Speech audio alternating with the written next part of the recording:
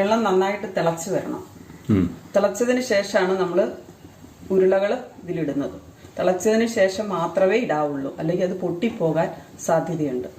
പിന്നെ ഇങ്ങനെ കട്ട പിടിച്ചു പോകാനായിട്ടുള്ള സാധ്യതയുണ്ട്. എന്തായാലും ഒന്ന് കട്ട പിടിക്കും. അല്ല പിന്നെ ചെറിയതായിട്ട് ഒത്തിരി ഉണ്ടാക്കാതെ 1-2 പേർക്കൊക്കെ ഉണ്ടാക്കുവാണെങ്കിൽ വലിയ കുഴപ്പമില്ലാതെ കിട്ടും. പശുവും കിടാവൊക്കെ തൊഴുത്തിലുണ്ടോ? പശുവും കിടാവും ഒക്കെ തൊഴുത്തിലുണ്ടോ? അവിടെ നോക്കി നിൽപ്പുണ്ടായിരുന്നല്ലോ. പശുവും കിടാവും ഒക്കെ തൊഴുത്തിലുണ്ടോ?